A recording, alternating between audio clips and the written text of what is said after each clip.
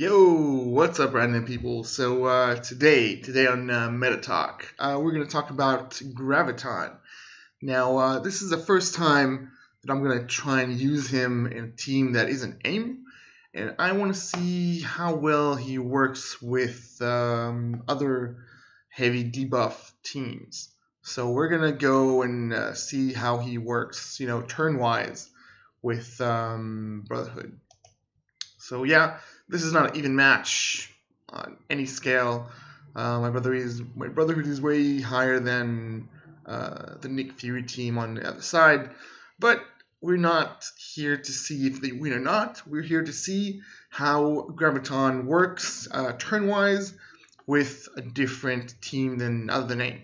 So first, we're gonna do this. And let's see when he gets his turn. He probably gets his turn before, what's his name? Pyro. Unless Pyro had hit. And then he's going to do his turn first. Yes. Okay. All right. We got lucky. We got lucky because otherwise I think Graviton would have hit before Pyro. But since we got lucky, then Pyro is going to hit first. So Pyro does this. And alright, so now the problem is that Graviton needs to, well, he has to basically attack AIM security. But that happens only if Pyro gets hit before, the first turn, because he got turn meter goes up when he gets hurt. Alright, so now we can use the stun. We can use this. See, I wanted to use this. Now that we're sort of clumped, I wanted to use this on everyone. But since Pyro did his thing, which is actually good that he did his thing, because now there's more there's more debuffs on the other team. So I'm not going to get a bleed from Scientist Supreme because she's not here. But alright, so what do? I should do this. I'm not entirely sure because he doesn't really matter at all. I'm gonna use this and do the slow for everyone. Alright, so now we're gonna do this. I should have done the ultimate. It doesn't really matter. Alright, so everything is the same like any other, and then Magneto does this, and the fight is virtually over. Now, because we do this. I guess he works okay, but because now everyone that goes below 50% gets automatically heal block, gets all his bleeds and all his slows and all his everything doubled if he goes under 50%. So we have like 2 bleeds and another 2 bleeds. Wow, 4 bleeds. Shit. 4 bleeds, 2 heal blocks. 2 heal blocks, 5 bleeds, and 2 bleeds, 2 slows, 2 disrupted, and 1 heal block. So technically it doesn't really matter what I do here. They're already dead. They're already dead, right? Once they get to their, they're just gonna die. Let's go here and see what's his name die. Oh, he didn't die. Okay, he didn't die now, but he still has like 3 bleeds on him. So he's gonna die sooner or later. He got 2 bleeds. He's gonna die as well. So he does work in a passive way, I guess you can say. If he did his turn before Pyro, then he could have stunned someone like Shield Security from getting his taunt off, which is, I guess, somehow better than doing tons of slows and whatever. But his passive is what we were looking for, because his passive makes it everyone lower than 50% gets their debuff gets prolonged by 1 turn. So fuck, that's a lot of bleeds. So he works well with Pyro, I guess. He works well with Brotherhood turn-wise, but it's not it's not AIM. So we're gonna go back to here, and we're gonna talk about Graviton because Graviton is amazing. So I got him today at 4 stars. I got lucky and I got the 24 drop of him. So actually, yesterday I could have gotten him at like 4 stars. Anyway, no, actually it was a 24 drop and then 1 or 2 on the side. So that brought me to 4 stars. And I'm trying to get him to 5 stars. But right, let's see. So what he does. So first of all, besides all the other crap, weight of the world, he gives A minions damage and max health, and on war, he gives he changes the speed bar for the enemy, which is okay. It's okay. Again, the disrupt as well is working very well if you use him in war. And but this, when an enemy drops below 50% health, increases the duration of their negative effects by 1 up to a maximum of 5, which is crazy if you have what's his name with him. I forgot his name is the Pyro. If you have Pyro with him, that's insane. You can have like bleeds galore. People just randomly die on the field because of bleeds. But so this is very important that it can up between 1 and up to a maximum of 5, which is crazy if you land a stun and you get the person below 50%.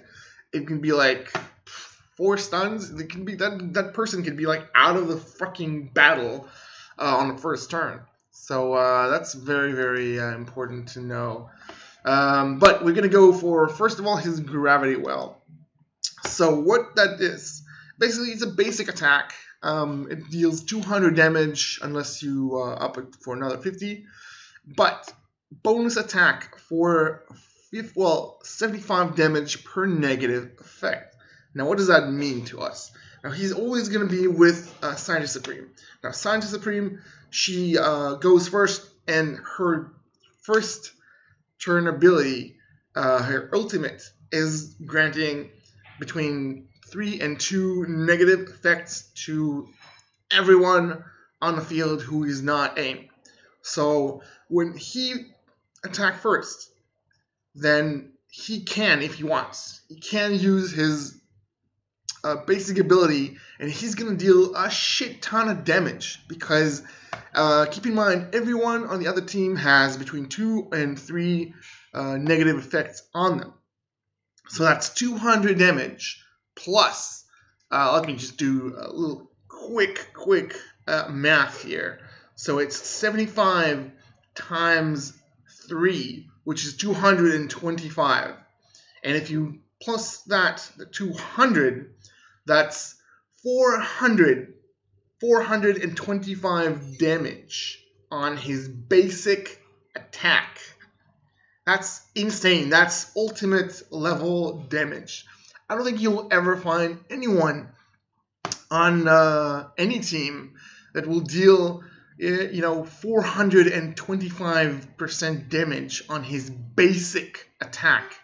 And if you add offense up from Monstrosity, and if you use this on like the second turn, then damn, that's insane. Imagine 425% attack percent damage coupled with offense up. That's insane amount of damage. And if you up his basic, we're just talking about his basic now. We're not even getting to special and ults and everything. Just basic. His basic on turn 1 can do 425% damage without offense up. So that's crazy. And if you add the the tier 4 materials, that's 50 more for primary and 25 damage to secondary attacks. What does that mean for us? It means he's going to do 250 damage plus 100% damage to any per negative effect. So if we calculate that, that damage becomes ridiculous. That's like 300 if we're attacking someone with 3 negative effects on him. 300 plus 250. It brings us to 550 damage on a basic attack. That's insane. That is beyond ultimate level of attacks. That's just his basic. And that's on someone with 3 negative effects. So yeah, his basic is super powerful. Maybe when Ultima 7 rates become like a daily thing, and we're all gonna get like a shit ton of tier 4 materials, then maybe I'll up that one, because the damage here is beyond crazy. Right, and then we're moving to his special, Crushing Force. Now this, attack primary target and adjacent targets for 240% damage, apply 2 slow, up to a maximum of 5. So basically, if you get hit by this, you're basically slowed for the rest of the match, basically. It's crazy. And if Scientist Supreme is an ally, which she's always is, then you apply Bleed as well. So this brings you to 2 slows up to a maximum of 5, plus 3 bleeds, like 1 to each character. So it's like primary and 2 adjacents most of the time. And if with this he brings them lower than 50%, then all the bleeds get another duration, another turn, and all the slows, even if it's maximum of 5, gets 1 more duration. So the stacks here is crazy. So yeah, very powerful. It hits 3 people if they're not clumped up. If they're clumped up, then even more. 2 slows up to even more, and bleed. That's a very solid attack. And then you have Singularity, which is ultimate. So his ultimate attack primary target for 250 damage plus 100 additional damage per negative effect. Plus it applies stun. So let me just calculate that, because we just did on his basic, we did the same, but this is like his basic plus a stun. That's basically what this attack is. So it's 250. Well, actually no. So let's say this is available to you at turn 1. So technically, right after Scientist Supreme just gave 3 negative buffs to someone, well, that whole team, you can go and use this. Now this attack will do, let's say, that's 300 damage plus 250 brings us to 550 damage plus a stun. So on his first turn, he can use this crazy powerful 550 damage attack, plus he applies a stun. Now, while we remember that if this attack, if his attack gets the enemy below 50% health, all the negative effects get another duration. So what that means is if you do that, you do the 50% damage, and the character goes below half HP, that stun becomes a 2-turn stun. 2-turn stun is crazy. It just stops the fight. There's nothing you can do to take that. It's crazy amount, and basically it makes that character not do anything in the fight for like half of the fight.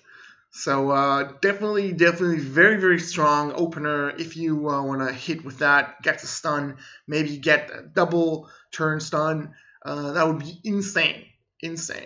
So yeah, very strong character. Let's see the stats. He's not that high, but as level 60, 4 star, 3 red star, tier 9. He got 48,000 HP, 5k damage, 3.3k armor. And he's not too fast, but he's not slow. 106 is not slow at all. So he's pretty fast. And yeah, don't sleep on this guy. I know some people are like now getting him and probably not gonna do anything with him. He's a good character. He's a really good character. First turn stun is always amazing. If you can make that a 2-turn stun, that'll be insane. And of course, his basic is a beast. His ultimate is a beast and a half, and his special is not bad at all. It deals a ton of damage, plus slows the whole thing. Well, slows 3 people for like the whole fight, plus apply bleeds that can turn into like 2 bleeds. So yeah, he's very, very powerful. Also, he brings, he gets some damage to the minions, and of course health, which health is really needed. In war, I haven't really used them in war yet, so I'm not sure how detrimental it is to the fight. But, minus 25 speed is always good to, get the enemy to play slower. And, of course, Disrupted is not really bad. I mean, Disrupted is amazing. And it's not very hard to get an enemy to drop below 75% health. So this should be insane in,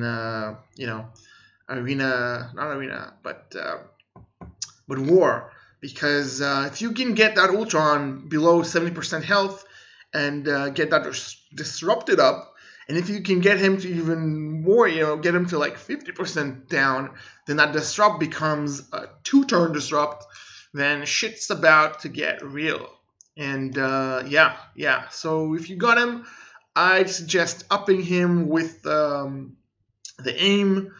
He's definitely a really good character. Even without the aim, he's a really good character. He does a ton of damage, and he controls the fight better than Quake probably. Quake is slow and very fragile, but he slows, and damage is just ridiculous, and that stun is just insane. And imagine this guy with like stacks of counter on him. So you'd want to kill him, but then fuck it, he has like 4 counters or like 6 counters, and you're like, no, I'm just not gonna hit this guy because he's just gonna rape me back because I have negative effects, and he just does tons of damage. And imagine him with like second turn, he has offense up. So he's on second turn. He can do so much damage with this. If you use the Crushing Force for turn 1 and use the Singularity for turn 2, then the other team is going to have a bad time. Because that's like 400. That's like 550 damage. Well, 550% damage plus offense up from a monstrosity. So yeah, crazy amount of damage with this guy. Definitely a must-have. As you can see, I'm gonna try and get him to 5 stars. I do not have the resources to get him to 6 stars without spending every core I have, and I am trying to balance my core intake and outtake. Trying not to spend more than I'm getting a day, or like a little bit more than I'm getting a day. So if I go down by a little bit of cores every day, not like 1,000 cores a day, because I just cannot sustain it as a free-to-play player. But definitely I'm gonna up him slowly. He's definitely one of the really good characters to up and have. So definitely I might even add him HP 1. Let's fuck it. I don't need it right now. He's good at tier 9. What else I got here? Damage and focus. He doesn't really need focus. He's covered. He is covered. He's so good. I really like Graviton. I hope you guys are having fun with him. And yeah, I'll see you guys next time.